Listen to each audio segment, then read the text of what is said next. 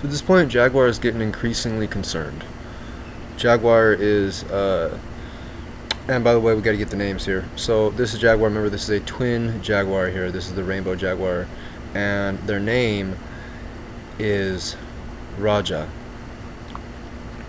And so Raja is really two names. It's Raed and Ja, and Ja is the male side, and Raed is the female side. And so Raja is coming up with our three humans and the two rams, and Raja is getting increasingly concerned because there's no signs of the hawks, and the hawks are, remember, they're going on this, they're trying to get a view where did Unisari go, and of course the jaguars are concerned for the situation with the deer, and is gonna get into explaining that. What the concern though is that Raja is having is that it's getting increasingly hot, and they're getting increasingly closer to the desert.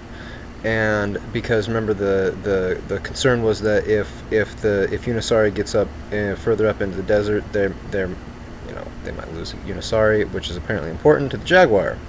So Jaguar is there, and the humans can tell that there's something up, that the Jaguar doesn't seem happy. Jaguar says, "Okay, let's stop. We're getting here at the edge of the desert. We're gonna be approaching the desert here soon, and we have seen no signs of the hawks, and Unisari is fast. Remember, this is a large one-horned, prehistoric like creature that can cover ground quickly, and so they've been following the tracks of Unisari out to further north, up towards the desert."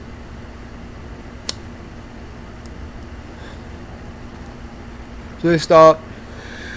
The humans bust out their flasks of tea that they have, and some local carrots. And they're sitting there munching carrots, some fruit. And Raja says, "Alright guys, I gotta separate. So we're gonna enter this desert here soon. And I'm gonna need to be in contact with my jaguar people, and we have this ability to have this psychic communication between our twins." Ja leaves. Ja goes back to the plateau, or starts heading back, and then it's Raed, and she's the one who's then gonna take these people on this journey, right, to go find, because the jaguar people know what's up with the forest. So Jaguar starts telling these three dudes, Jake is the older one, and then his younger brother John, and their friend Lee, who, remember, Lee was cloned, or not cloned, but doppelganger. There's a copy made of him, and he went up north with the Northerners in their spaceship thing. So Riot starts telling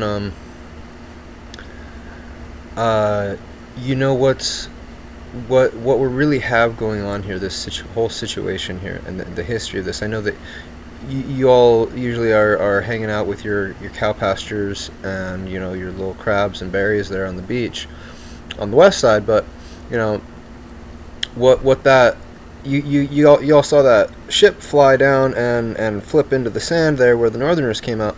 Well, you thought that was pretty cool, and you got got doppelganged and everything.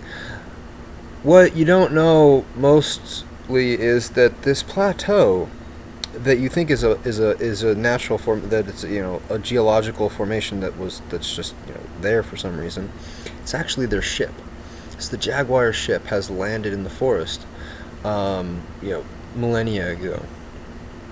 And so now Riot is basically saying, this is what's really going on your planet. Our ship landed because we were looking to establish trade operations with your planet and the various people here, and it turns out that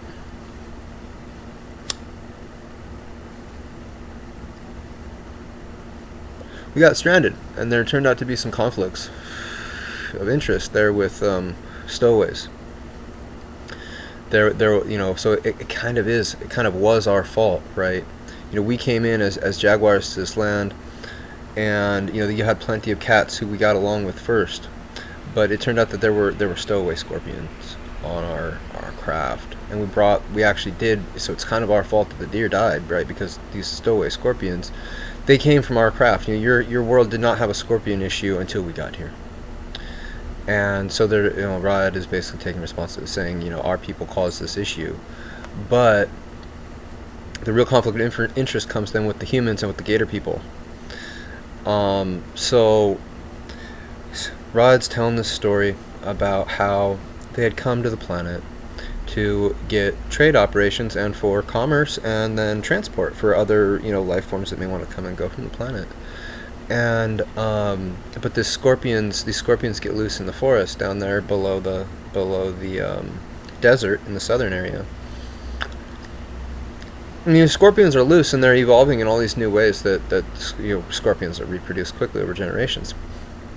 And over a few hundred years, you get these big scorpions that are running around talking to everybody in these new ways. They think they're the cool stuff, right? But they're really aggressive, and so now what's happened is basically the jaguar people are telling these people, like, look, you humans, you've been isolated down here, but the people who are up there, they have this deal, this sort of business operation that they run with the scorpions, and we're actually stranded here because the scorpion people, the humans, and the gator people are running this basically a violent network of trade that is isolationary and that isn't allowing us to leave. And it actually has most of the humans don't even know this is going on. Many of the scorpions don't know this is going on. The deer certainly don't know this is going on. And so we're aiming to leave your planet in a better condition than when we came. And we're aiming to leave with deer. We came here to get deer and then to help trade with everybody.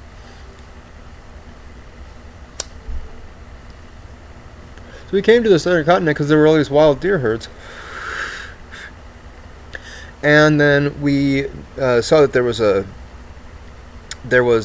gators and the deer had this operation going, and we were going to exchange. We were going to barter with the gators to get some of the deer from them, and then we were going to leave.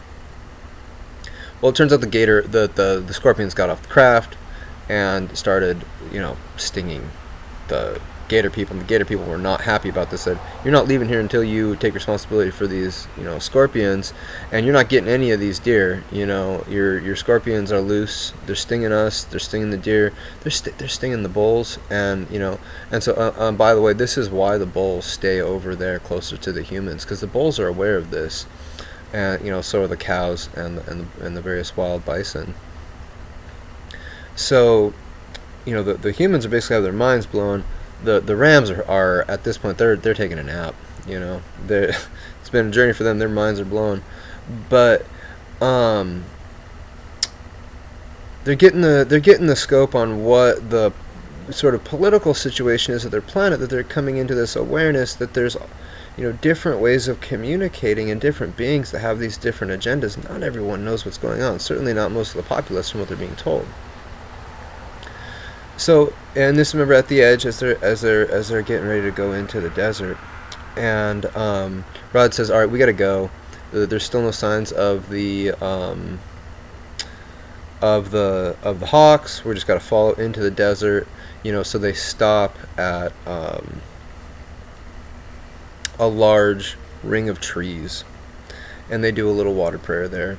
And then the trees have their special trees, and they end up filling up their water from these water vats. The trees have these special trees that are at the edge of the desert, and they have the way of storing water really up at the top so that no other creatures can access the water unless they know how to honor the trees properly. So they do this water ritual. They get their water filled before they enter the desert.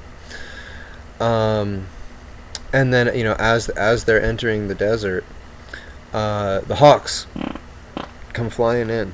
We'll get up to them later.